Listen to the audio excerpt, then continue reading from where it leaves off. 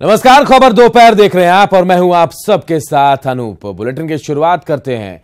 केंद्रीय जांच agency ED की टीम आज शाम 4 बजे सोनिया गांधी के दामाद से पहली बार पूछताछ करेगी।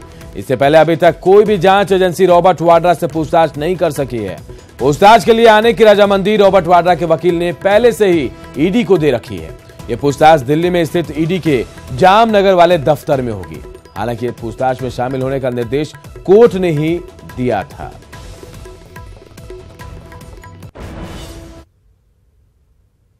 आज रॉबर्ट वाड्रा से पूछताछ करेगी। इस वक्त में मैं रॉबर्ट वाड्रा के आवास पे हूं और रॉबर्ट वाड्रा का आप घर जो देख रहे हैं ये हमारे ठीक पीछे रॉबर्ट वाड्रा जी का घर है और ठीक ये जो गाड़ी आप देख रहे हैं इसी गाड़ी में रॉबर्ट वाड्रा तकरीबन 4 बजे यहां से निकलेंगे और ईडी के जामनगर दफ्तर में पहुंचेंगे और वहां पूछताछ की प्रक्रिया में हिस्सा लेंगे। अगर आरोप की बात करें तो आरोप तो काफी संगीन है और आर्म्स डीलर संजय भंडारी के साथ में उसके कनेक्शन, इसके साथ ही मनोज अरोड़ा जो रॉबर्ट वाड्रा के काफी करीबी हैं उसका कनेक्शन संजय भंडारी के साथ में। और इस मामले में जो कई संपत्ति बनाई गई, कई ऐसा आरोप है कि लंदन में कई संपत्ति को गलत तरीके से बनाया गया, तो लिहाजा इस मामले में ईडी ने मनी लॉन्ड्रिंग एक्ट के तहत उस मामले को दर्ज किया था। तो किस तरह से रॉबर्ट वाड्रा का उन लोगों के साथ कनेक्शन है, बात करें चाहे संजय भंडारी के साथ बात करें या मनोज अरोड़ा के साथ बात करें, इसके साथ ही तमाम मामलों की पड़ताल आज विस्तार से ईडी करेगी। और पूछताछ के बाद में अगर ईडी पूछताछ से अगर संतुष्ट होती है तब तो ठीक है, अगर नहीं संतुष्ट होती है तो निश्चित तौर पे रॉबर्ट वाड्रा को फिर से नोटिस भेजेगी और फिर से पूछताछ के लिए बुलाएगी। हालांकि रॉबर्ट वाड्रा को गिरफ्तारी के मामले में अंतरिम राहत मिल चुकी है और 16 फरवरी तक उनकी गिरफ्तारी नहीं हो सकती है, लेकिन इतना तो स्पष्ट है कि रॉबर्ट वाड्रा की मुश्किलें आने वाले वक्त में और ज्यादा बढ़ सकती है। वीडियो जर्नलिस्ट नागेंद्र गोसाई के साथ शंकर आनंद, न्यूज 18 दिल्ली। तो रॉबर्ट वाड्रा की मुश्किलें लगातार बढ़ती जा रही हैं। वाड्रा ईडी के जयपुर कार्यालय में भी पेश होंगे। कंपनियों द्वारा राजस्थान में जमीन खरीदी का यह मामला है। 12 फरवरी को वाड्रा ईडी के सामने पेश हो सकते हैं। जयपुर में ईडी वाड्रा से पूछताछ कर सकती है। जमीनों की खरीद फरोख्त मामले में यह पूछताछ ईडी रॉबर्ट वाड्रा से कर सकती है।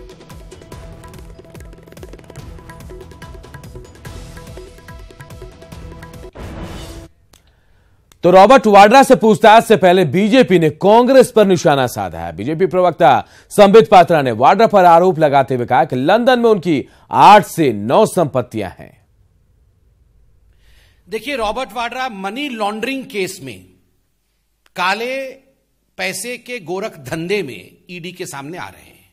किकबैक्स और प्रोसीड्स ऑफ क्राइम, ये एक सेंट्रल थीम है कि प्रोसीड्स ऑफ क्राइम जो है, जो किकबैक्स आपको डील्स के माध्यम से दलाली करके रॉबर्ट वाड्रा को मिला, उस दलाली के पैसे से रॉबर्ट वाड्रा ने कहां कहां प्रॉपर्टी खरीदी है। 2 तरह के पैसे, 2 तरह के किकबैक्स रॉबर्ट वाड्रा ने लिए 2 सोर्सेस से। एक पेट्रोलियम डील है जो 2009 में यूपीए 1 के समय हुआ था। उस पेट्रोलियम डील से एक बहुत बड़ा रकम रॉबर्ट वाड्रा को मिला था, वो खुलासा हम करेंगे। और दूसरा एक डिफेंस डील है जिसके कारण से बहुत बड़ा किकबैक, दलाली रॉबर्ट वाड्रा को मिला था, जिसके कारण से उन्होंने बाकी प्रॉपर्टीज खरीदी है। तो राष्ट्रपिता महात्मा गांधी के पुतले पर गोली चलाने वाली पूजा शकुन पांडे और उसके पति अशोक को पुलिस ने गिरफ्तार कर लिया है।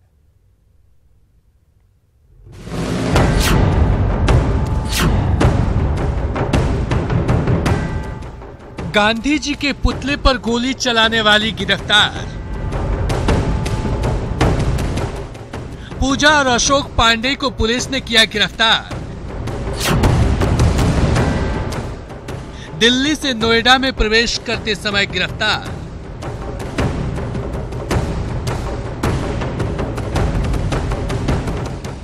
दरअसल ज्यादा दिन की बात नहीं है। 30 जनवरी को राष्ट्रपिता महात्मा गांधी की पुण्यतिथि थी। सारा देश गांधी को याद कर रहा था, लेकिन उसी दिन हिंदू महासभा की राष्ट्रीय सचिव पूजा शकुन पांडे और उनके पति अशोक पांडे ने अपने कुछ साथियों के साथ मिलकर महात्मा गांधी जी की हत्या का सीन दोहराया। गांधी जी के पोस्टर पर टॉय पिस्टल से गोली चलाई। गोली मारने के बाद गांधी जी के हत्यारे गोडसे को माला पहनाई गई। वायरल हुए वीडियो में सभी गांधी जी के लिए अपशब्द कहे। घटना के बाद अलीगढ़ के गांधी पार्क थाने में केस दर्ज किया गया। पूजा और अशोक समेत 12 लोगों के खिलाफ मुकदमा दर्ज किया गया। पूजा और अशोक दोनों को मंगलवार तक कोर्ट में सरेंडर करना था। इसके बाद अलीगढ़ पुलिस उनकी संपत्ति की कुर्की की तैयारी कर रही थी। हालांकि उससे पहले ही पुलिस ने उन्हें गिरफ्तार कर लिया। Bureau report, news 18 network. और आज कांग्रेस अध्यक्ष राहुल गांधी ने ओडिशा दौरे पर कालाहांडी में एक जनसभा को संबोधित किया। उन्होंने इस दौरान मुख्यमंत्री नवीन पटनायक और बीजेपी की जमकर आलोचना की। इसके साथ ही इस क्षेत्र को उन्होंने पिछड़ा बताया और कहा कि यहां विकास की जरूरत है। इंदिरा गांधी जी ने, राजीव गांधी जी ने, सोनिया गांधी जी, मनमोहन सिंह जी ने आपके रीजन को एक स्पेशल जगह बना के दी थी। चाहे वो केवी के रीजन की बात हो, चाहे वो बैकवर्ड रीजन ग्रांट की बात हो, हम इस बात को स्वीकार करते थे और करते हैं कि आपको स्पेशल मदद की जरूरत है। शिवसेना बीजेपी में चल रही तकरार के बीच चुनावी रणनीतिकार प्रशांत किशोर की एंट्री हुई है। प्रशांत ने उद्धव ठाकरे से मुलाकात कर सियासी गलियारों में चर्चा का विषय बना दिया है।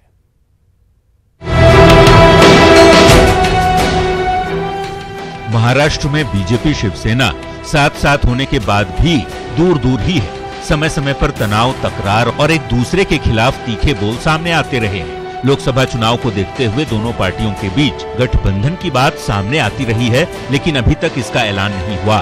शिवसेना हालांकि ऐसी खबरों को बेबुनियाद बताती है, लेकिन इस बीच मंगलवार को मशहूर चुनावी रणनीतिकार प्रशांत किशोर यानी पीके ने शिवसेना प्रमुख उद्धव ठाकरे से मुलाकात की। वहीं प्रशांत किशोर, जिन्हें हाल ही में जेडीयू ने अपना उपाध्यक्ष भी बनाया था, उद्धव और पीके की इस मुलाकात के तरह तरह के मायने निकाले जा रहे हैं। ऐसा भी कहा जा रहा है कि बीजेपी अध्यक्ष अमित शाह के इशारे पर पीके ने उद्धव ठाकरे से मुलाकात की और वो आगामी चुनाव में शिवसेना का कैंपेन प्लान कर सकते हैं। उद्धव से उनके आवास मातोश्री से मुलाकात पर बताया जा रहा है कि प्रशांत ने शिवसेना को चुनाव जीतने के गुर बताए। लोकसभा के साथ विधानसभा चुनाव पर भी चर्चा हुई। विधानसभा चुनाव में शिवसेना के मुख्यमंत्री बनाने पर बात हुई। गठबंधन समेत कई चुनावी मसलों पर चर्चा की गई। हालांकि शिवसेना ने प्रशांत किशोर के उद्धव ठाकरे के साथ मुलाकात को महज एक शिष्टाचार भेंट बताया है, जबकि प्रशांत किशोर ने मातोश्री में उद्धव ठाकरे की मेहमान नवाजी की तारीफ की है और ट्वीट किया। खैर, प्रशांत किशोर शिवसेना के लिए आगामी चुनाव में क्या करते हैं ये तो वक्त बताएगा, लेकिन इस मुलाकात ने तो सियासी गलियारों में चर्चाओं का बाजार गर्म जरूर कर दिया है। Bureau report, news 18 network. और इधर जैसलमेर के बॉर्डर इलाके में एक बम मिला। रामगढ़ कस्बे से 12 किलोमीटर दूर ये बम मिला और बम को गड्ढा खोदकर सुरक्षित रखा गया। सेना और बम निरोधक दस्ते को इसकी सूचना भी दी गई है। ये बड़ी खबर इस वक्त आ रही है जहां जैसलमेर के बॉर्डर इलाके में एक बम मिला है। रामगढ़ कस्बे से 12 किलोमीटर दूर ये बम मिला। फिलहाल बम को गड्ढा खोदकर सुरक्षित रखा गया है। सेना और बम निरोधक दस्ते को इसकी सूचना भी दे दी गई है। और अगली खबर यूनाइटेड किंगडम की राजधानी लंदन से है, जहां पाकिस्तान के विदेश मंत्री शाह महमूद कुरैशी के खिलाफ पीओके के लोगों ने जमकर प्रदर्शन किया है।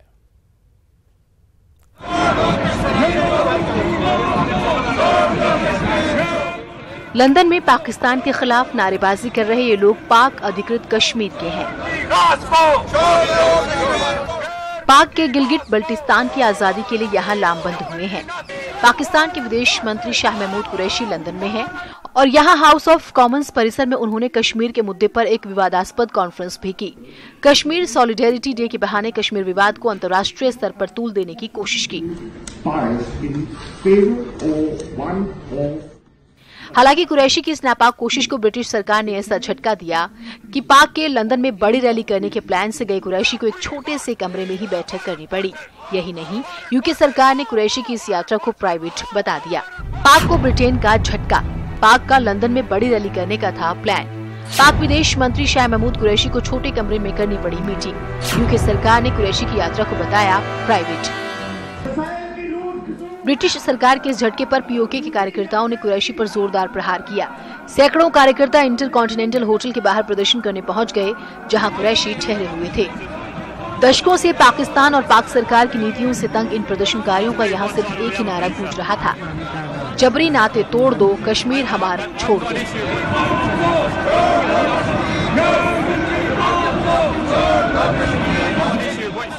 गिलगिट बल्टिस्तान के लोगों ने अपने इस प्रदर्शन से साफ कर दिया है कि वो पाक के साथ नहीं, पाक से आजादी के अपने स्टैंड पर अटल हैं। International desk, news 18 network. Muzaffarpur में मुथूट फाइनेंस कंपनी में लूट हुई है। 10 करोड़ से ज्यादा की लूट की खबर आ रही है। 5 बैग सोना लूटकर अपराधी यहां से भाग खड़े हुए। गोल्ड लोन लेने के बहाने ऑफिस में पहुंचे थे अपराधी। मैनेजर पर हमला करके लूट की वारदात को उन्होंने अंजाम दिया। सदर थाना के भगवानपुर थाने के पास की यह वारदात है। तो बड़ी खबर इस वक्त मुजफ्फरपुर से आ रही है, जहां मुथूट फाइनेंस कंपनी में लूट हुई और करीब 10 करोड़ से ज्यादा की लूट हुई है। 5 बैग सोना लूटकर अपराधी यहां से भाग खड़े हुए हैं। गोल्ड लोन लेने के बहाने ये अपराधी दफ्तर में आए थे। इसके बाद मैनेजर पर इन लोगों ने हमला बोला और लूट की वारदात को अंजाम दिया।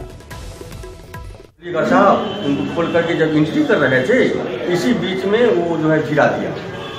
गिराने के बाद वो जो है हम लोग को अंदर यहाँ आगे बढ़ा के ले गया। अंदर के बाद जब वो प्रवेश कर गया तो धीरे धीरे जो है 5 प्रवेश कर गया। 5 प्रवेश करने के बाद जो है एक गार्ड को जो है मारते हुए एक आदमी आ गया और हम लोग को रिवॉल्वर दिखा के ले गया। वो कहता मैनेजर कहाँ है। मैनेजर साहब निकल के आए, वो भी नहीं जान पाए कि लोग अज्ञात अपराधी है। तो मैनेजर साहब निकल के आए, उनको भी पकड़ के मारते हुए वो पीछे से गया और मारते हुए उनको ले गया। 5 आदमी को हम लोग को किचन रूम में वहाँ रख दिया। इसके बाद एक पिस्तौल गिरा करके एक जो सरगना था, चश्मा माथा पर लगाए हुए था और भैया तू लोग कुछ बोलेगा नहीं, हम जान से नहीं मारेंगे, तू लोग साइलेंट रहो, तू लोग खाली कुछ नहीं है, खाली बता दो सोना कहाँ है। सारे आदमी हम लोग गुम हो गए। इसके बाद जो है एक बाहर से उधर से निकल के आया और कहता मैनेजर कहाँ है, उसको मारना शुरू कर दिया मैनेजर साहब। मुजफ्फरपुर के मुथूट फाइनेंस का यह कार्यालय आप देख सकते हैं कि यह मुथूट फाइनेंस का कार्यालय, यह डोर की एंट्री है। यहीं से अपराधी प्रवेश किए थे और गार्ड पर जो गार्ड तैनात थे गेट के ऊपर, सबसे पहले उन्होंने उसको टारगेट किया और गार्ड के साथ मारपीट की। यहाँ क्या एंट्री किया है उन लोगों ने, कुछ कैसे आया? एंट्री किया है, एक आदमी एंट्री किया है, हमसे मारपीट करके चाबी छीन के गेट खोल के बाकी अपनी हथियारबंद साथियों को अंदर ले आया। अच्छा। और फिर मुझे मारपीट कर घसीटते हुए ले गए अंदर फिर और कमरे में बंद कर दिया और लूट कर चले गए। कमरे में बंद कर दिया और लूट कर चला गया। सहयोगी से कहेंगे कि वो जरा दिखाएंगे, यही रास्ते हैं, इन्हीं रास्तों से वो प्रवेश करके और ये मुथूट फाइनेंस में कार्यालय के अंदर दाखिल हुआ। और दाखिल होने के बाद ये अपराधी यहाँ आए। सबसे पहले आप देख सकते हैं कि ये ब्रांच मैनेजर का चैम्बर है और ब्रांच मैनेजर के चैम्बर में आकर उन लोगों ने सबसे पहले ब्रांच मैनेजर को पीट कर घायल कर दिया, उन्हें ओवर पावर कर दिया। और ये चेयर है, वहाँ खून के छींटे साफ पड़े हैं, आप देख सकते हैं खून के छींटे पड़े हैं।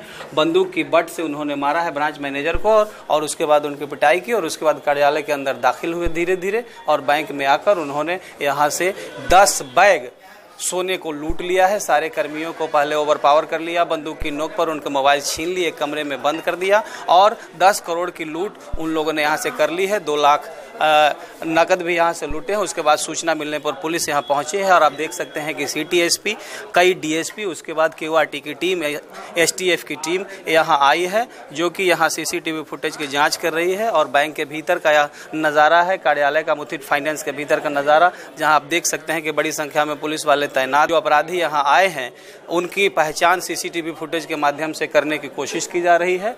तो दिन दहाड़े जिस तरीके से सदर थाना क्षेत्र के भगवानपुर चौराहे के पास अपराधियों ने पुलिस को चुनौती देते हुए जिस तरीके से बड़ी वारदात को अंजाम दिया है, जाहिर है पुलिस को इसका समाधान करना होगा, वरना अपराधियों के मंसूबे जिस तरीके से बढ़ रहे हैं, इस घटना में पुलिस को ज़रूर अपना रिजल्ट दिखाना होगा। सुधीर कुमार, न्यूज़ 18 मुजफ्फरपुर। और बिहार के सियासत से जुड़ी एक बड़ी खबर इस वक्त आ रही है। दानिश रिजवान के बाद वृषण पटेल का भी इस्तीफा हो गया है। हम प्रदेश अध्यक्ष वृषण पटेल ने भी इस्तीफा दे दिया है। आपसी झगड़े में हम पार्टी में घमासान मचा हुआ है। दानिश रिजवान ने वृषण पटेल पर बड़े आरोप लगाए हैं, जिसके बाद पहले दानिश रिजवान ने इस्तीफा दिया, उसके बाद अब जानकारी मिल रही कि वृषण पटेल ने भी इस्तीफा दे दिया है। हम के प्रदेश अध्यक्ष थे वृषण पटेल, उन्होंने इस्तीफा दे दिया है। आपसी झगड़े में हम पार्टी में घमासान मचा हुआ है। दानिश रिजवान ने वृषण पटेल पर बड़ा आरोप लगाया है।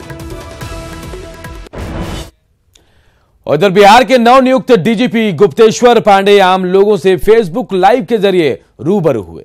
डीजीपी ने तकरीबन 1 घंटे तक लोगों से सीधा संवाद किया। लोगों ने नए डीजीपी को अपनी अपनी समस्याएं बताई।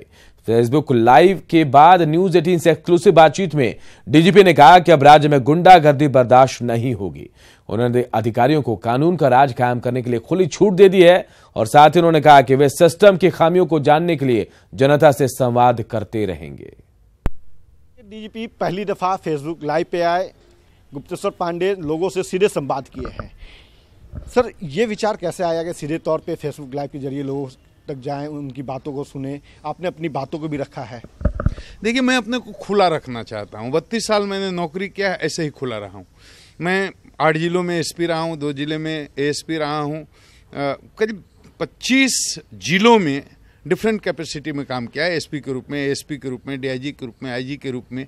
मेरे यहाँ मिलने का कभी कोई टाइम नहीं रहा। 24 घंटा में कोई आया तो मिला। और सोशल मीडिया के बारे में मुझे ज़्यादा जानकारी नहीं मिली, लोगों से ही जानकारी मिली। अपनी बात को ज़्यादा लोगों तक पहुंचाना चाहते हैं और ज़्यादा से ज़्यादा लोगों से जुड़ना चाहते हैं और सही में ज़मीनी हकीकत जानना चाहते हैं। मैं तो पुलिस के बारे में भी जानना चाहता हूं कि ज़मीनी स्तर पर हो क्या रहा है। देखा हूं, बहुत चीज़ जानता हूं, लेकिन सूचनाएं तो जनता के पास ही होती हैं। तो मैं जनता से जुड़ करके इसलिए रहना चाहता हूं कि मुझे ज़मीनी स्तर की सच्चाई मिले। हमारा आदमी कहाँ गलत कर रहा है तो हम उसको सिस्टम को ठीक करने की कोशिश करेंगे। और मैंने अपने अधिकारियों को खुलेआम छूट दी कि कानून की हिफाजत करने के लिए और गुंडागर्दी और गुंडों की दहशत समाप्त करने के लिए कानून के पास जितनी भी शक्ति है उस शक्ति का निडर होकर के इस्तेमाल करें।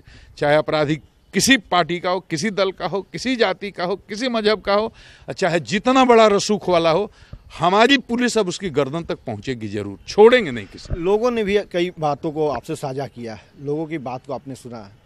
नहीं लगता कि ये संवाद जो है पहले से होते रहना चाहिए था? अगर होते रहता तो लोगों की जो पीड़ा है वो आज इस स्तर पे नहीं पहुंची होती जो आज फ्री लाइव के दौरान। हम इस पर कोई टिप्पणी नहीं करने चाहेंगे। सबका काम करने का अलग तरीका होता है। हमारे पहले के डीजी थे, बहुत अच्छे थे, उनके काम करने का तरीका अलग था, बहुत अच्छा काम किया पुलिस के लिए। तो फ्री लाइव के जरिए आप लोगों से जुड़ेंगे जिस तरह से आप आज जुड़े थे। हम किसी हर जरूरी मुद्दे पर सप्ताह में 1 बार नहीं तो 10 दिन में 1 बार निश्चित रूप से संवाद करेंगे लोगों से। चलिए, तो सीधे तौर पे लोगों से संवाद करेंगे और ये बिल्कुल जो है बेहतर पहल कहा जाएगा डीजीपी का जो आज गुप्तेश्वर पांडे ने किया है। तो आप भी ये मान लीजिए कि अगर आपको अपनी बात पहुंचानी है डीजीपी तक डायरेक्ट तो उस दिन का इंतजार कीजिए जिस दिन डीजीपी अपने फेसबुक पेज के जरिए सीधे फेसबुक लाइव आएंगे। कैमरा पर्सन अजय के साथ अमित कुमार, न्यूज़ 18 पटना। गोपालगंज में 30 साल की महिला की पीट कर हत्या कर दी गई। हत्या के बाद घर के सभी सदस्य फरार हो गए। घटना उसका गांव थाना क्षेत्र के दही भत्ता गांव के पास की है। हत्या का आरोप महिला के पति पर है जो हत्या के बाद शव को पुल के नीचे फेंक कर फरार हो गया। मृतक का नाम मनीषा देवी और वो सिवान के बलिया गांव की रहने वाली है।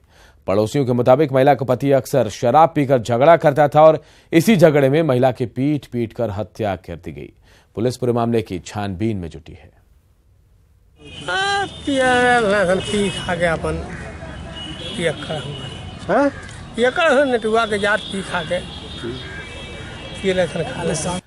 रोहतास के मझियाव गांव के लोगों ने रोड नहीं तो वोट नहीं का नारा बुलंद किया है। गांव में 24 साल पहले सड़क बनी थी लेकिन आज तक उसकी मरम्मत नहीं हो पाई। हालत यह है कि सड़क पर चलना दूभर हो गया है। ग्रामीणों का कहना है कि चुनाव के वक्त नेता वादा करते हैं लेकिन चुनाव के बाद वो भूल जाते हैं। हमनी के समस्या है कि हमनी के द्वार पर रोड नहीं थे, सब रोड टूट गई, भट गई। हमनी के घर में, हमारा घर में सब हमनी के रोडे के पानी ढुकाता। कैसे चल, कैसे पार हो किए पार लो पार की घर में हेल के का पार हो। खबर मामला यही है कि हम लोग रोड है ही नहीं हमारे यहाँ। रोड तो सब गड्ढा हो गया है। 23 साल के बाद निर्माण ही नहीं हुआ इसमें कि क्या रोड है मझिया में कि नहीं है। सर ये रोड है पहले 1995 में फर्स्ट टाइम बना था और इसके बाद 23 साल से ये रोड में कुछ भी निर्माण का कार्य नहीं हुआ है। और इस रोड पर आने जाने में इतना दुर्दशा हो गया। आप रोड देख सकते हैं इसमें कि कोई भी बाजार जाने में या महिलाओं को कहीं ले जाने में बहुत ही डर लगता है इसमें ले जाने में। 1995 में ये रोड बना था, उसके बाद अभी तक मैंने एक टुकड़ा भी नहीं डलाया रोड। बरसात भी ये स्थिति है कि हम लोग 8 दिन पे बाजार आते हैं बाजार। और अब बात राजस्थान के चित्तौड़गढ़ की, जहां हनुमान जी का ऐसा प्राचीन मंदिर है जिसमें बजरंग बली शयन मुद्रा में विराजमान है। पौराणिक मान्यता के मुताबिक त्रेता युग में यहां हनुमान जी ने विश्राम किया था।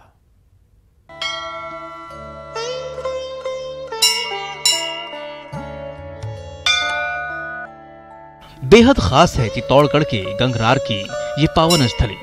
खास इसलिए कि यहाँ पर हनुमान जी ने विश्राम किया था।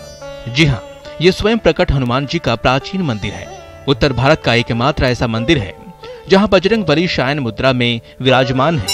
पौराणिक मान्यता के मुताबिक संजीवनी बूटी लाते वक्त हनुमान जी ने यहीं पर विश्राम किया था। बताया जाता है कि वर्षों पुराना मंदिर है। और जब हनुमान जी संजीवनी बूटी लेने के लिए ऋषिमुख पर्वत पर जा रहे थे, वापस जब पधारे थे तो उन्होंने क्षण भर के लिए यहाँ विश्राम किया था। विश्राम जब किया था तो उनका एक प्रतिबिंब यहाँ स्थापित हो गया। हनुमान जी के इस मंदिर में हमेशा श्रद्धालुओं का तांता लगा रहता है। ऐसी मान्यता है कि यहाँ हनुमान जी के दर्शन मात्र से श्रद्धालुओं की सभी मनोकामनाएं पूरी हो जाती हैं।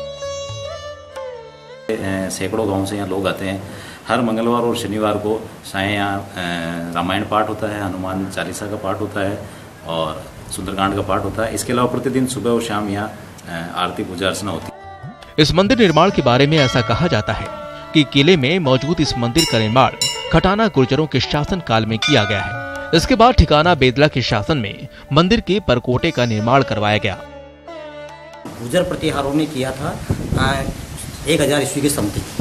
बताया जाता है कि उसके बाद इसमें नागा साधुओं ने यहाँ पर इस पर कब्जा किया था और उसके बाद हरिशेर ने इस किले को जीतकर अपना अधिपति स्थापित किया था। यूं तो इस प्राचीन मंदिर में हर वक्त श्रद्धालुओं की भीड़ लगी रहती है, लेकिन हनुमान जयंती के मौके पर यहाँ काफी तादाद में श्रद्धालु आते हैं और शयन मुद्रा में विराजमान हनुमान जी के दर्शन कर सभी कष्टों से मुक्ति पाते हैं, क्योंकि बजरंग बली अपने भक्तों के रखवाले हैं। अपने भक्तों पर सुख समृद्धि की कृपा बरसाते हैं। न्यूज़ 18 राजस्थान के लिए चित्तौड़गढ़ से पीयूष मुंदड़ा की रिपोर्ट। इधर दिल्ली एनसीआर में आज सुबह बारिश हुई, जिसके चलते तापमान में गिरावट दर्ज की गई है। ठंडक बढ़ गई है। बारिश के साथ ही कोहरे की चादर भी आसमान में छाई रही। बारिश, कोहरे और कड़ाके की सर्दी के चलते आम लोगों को काफी दिक्कतों का सामना करना पड़ा।